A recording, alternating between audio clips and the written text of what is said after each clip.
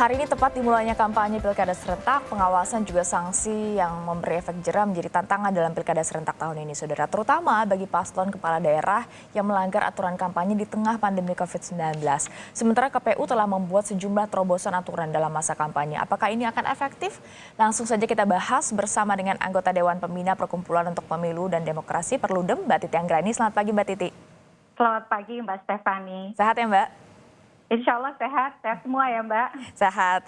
Nah, Mbak Titi, jadi banyak pihak, termasuk Mbak Titi juga sudah lama sekali menyuarakan agar pilkada ini ditunda, tapi keputusannya ternyata dilanjutkan. Jadi menurut Anda, Mbak Titi, apa saja hal-hal yang perlu diperhatikan?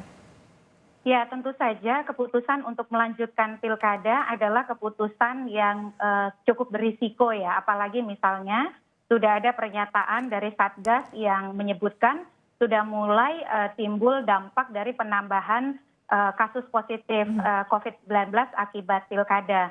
Nah, ini kan karena dampak itu sudah mulai terasa, sementara 71 hari ke depan itu akan berlangsung kampanye di mana akan ada interaksi antara kandidat dengan pemilih. Artinya akan ada potensi juga bagaimana penyebaran virus itu bisa menular di antara kontestan dan pemilih kalau tidak diterapkan protokol kesehatan dan juga langkah-langkah progresif untuk memastikan tidak ada penularan. KPU sudah menerbitkan peraturan KPU nomor 13 tahun 2020 di mana misalnya pertemuan yang sifatnya menimbulkan kerumunan seperti konser, rapat umum, lalu pentas seni, lalu olahraga, ulang tahun partai itu tidak dibolehkan alias dilarang begitu ya. Jadi tidak boleh lagi ada kegiatan-kegiatan yang sifatnya kerumunan dalam jumlah besar.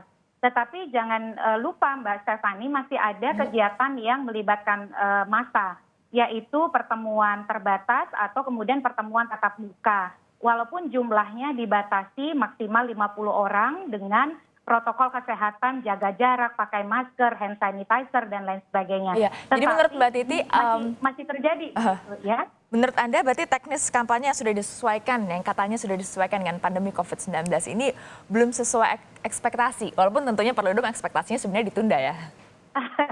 Sebenarnya begini Mbak, kalau kepatuhan, disiplin dari masyarakat dan kontestan serta aktor politik kita itu bagus, aturan tersebut nyaris sama di antara negara-negara lain. Negara-negara lain yang sudah menggelar pemilihan lebih dahulu misalnya Mongolia, lalu kemudian Korea Selatan, itu juga masih membolehkan pertemuan terbatas. Tetapi kan problem besar di masyarakat kita adalah soal kepatuhan dan disiplin. Apalagi kemudian ketika kita bicara sanksi, peraturan KPU itu bisa dikatakan sanksinya kurang memberi efek jera. Apa saja sanksinya? Sanksinya adalah teguran. Kalau kemudian teguran tidak mempan, maka bisa pembubaran. Kalau tidak misalnya mempan lagi, bisa pelarangan kampanye selama 3 hari. Dan juga ada sanksi kalau masih dilanggar, tidak diikuti teguran dari Bawaslu, bisa diproses pidana umum melalui kepolisian. Cuma kan pidana umum ini prosesnya panjang, karena dia bisa bahkan sampai kasasi ke Mahkamah Agung. Jadi memang kepatuhan pada disiplin protokol kesehatan ini akhirnya menyaratkan pengawasan yang betul-betul tegas, konsisten, serta komitmen dari para aktor politik juga masyarakat kita. Nah, ya. Karena berkaca juga pada proses pendaftaran beberapa waktu lalu ya Mbak Titi ya. Jadi menurut Anda apa sanksi yang paling tepat bagi para calon maupun juga para pendukungnya? Iya. Kalau kita lihat memang ada perbaikan sikap ya, misalnya ketika pengundian nomor urut yang lalu relatif tidak ada pelanggaran yang berarti, walaupun di beberapa daerah kami masih menemukan selesai pengundian nomor urut masih ada kerumunan dan perkumpulan, terutama di kantor-kantor sekretariat pemenangan. Nah, ternyata hal itu akan lebih menantang karena di masa kampanye kan akan ada interaksi ya dengan pemilih. Kan kampanye itu tidak mungkin tidak ada interaksi dengan pemilih. Kalau bicara sanksi sebenarnya kami berharap bisa dilekati sanksi yang paling bisa memberi efek jera yaitu diskualifikasi. Mengapa kami mendorong sanksi administrasi diskualifikasi sebagai kontestan? Karena pelanggaran protokol kesehatan ini dampaknya sangat besar Mbak Stefani, yaitu kesehatan dan keselamatan nyawa manusia. Jadi kalau aktor politik melanggar lalu kemudian tidak ada sanksi tegas dan keras serta memberi efek jerah, dikhawatirkan ini akan membuat perulangan karena mereka merasa sanksinya ya cuman begitu-begitu saja begitu. Ya, yang juga jadi pertanyaannya soal pengawasannya Mbak Titi. Bagaimana yang paling tepat? Ya, pengawasan Bawaslu memang menjadi institusi yang punya otoritas untuk melaksanakan pengawasan setiap tahapan pilkada. Tetapi kalau kita baca konstruksi peraturan KPU ataupun undang-undang, kewenangan Bawaslu juga kan terbatas. Dia hanya bisa merekomendasikan teguran ataupun pembubaran ataupun kemudian pelarangan berkampanye. Lebih dari itu tidak bisa dilakukan banyak. Makanya dukungan dari Satgas, karena kan Satgas rata-rata di beberapa daerah dengan adanya Perda, lalu kemudian Undang-Undang dan Inpres nomor 6, itu punya otoritas juga untuk melakukan pemrosesan terhadap pelanggaran. Termasuk juga dukungan dari pihak pemerintah daerah dan pihak keamanan dari kepolisian untuk menegakkan Undang-Undang wabah penyakit menular dan Undang-Undang kekarantinaan kesehatan. Jadi sinergisitas antara pengawas pemilihan dalam hal ini Bawaslu beserta jajaran, Satgas, aparat keamanan, pemerintah daerah, serta elemen penyelenggara pemilu dan pemangku kepentingan yang lain sangat diperlukan. Tidak bisa hanya parsial mengandalkan pengawasan dari Bawaslu, karena batasan mereka juga banyak. Nah, sinergisitas dan konektivitas kerja-kerja pengawasan itu yang diperlukan, termasuk kepatuhan pemerintah daerah, Mbak Stefani. Karena kan ini komitmennya cukup kuat ya dari pemerintah pusat, dari KPU, Bawaslu. Tetapi kalau pemerintah daerahnya ngeyel, sementara banyak kewenangan yang ada pada mereka soal Satgas, soal Satpol PP, dan lain sebagainya, ya akan terdistorsi efektivitas pengawasan tersebut. Perlu ada sinergitas ya, apalagi waktu kampanye ini juga cukup panjang sampai Desember nanti, Mbak. Betul sekali, itu yang juga mengkhawatirkan ya, karena kalau dilihat dari kemajuan kepatuhan, memang kita harus akui ada kemajuan kepatuhan misalnya saat pengundian nomor urut. Betul. Relatif bisa dikendalikan. Tetapi masa kampanye yang 71 hari ini sangat mungkin menggoda para aktor politik untuk melakukan pelanggaran para oknum. Karena kenapa?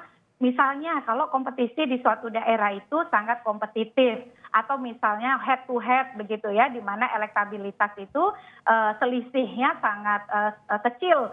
Nah, ini bisa mendorong perilaku-perilaku tidak bertanggung jawab. Jadi para pihak memang tidak boleh kendor, termasuk juga kita di masyarakat, karena sesungguhnya pemilihan itu kan melibatkan kita, melibatkan masyarakat.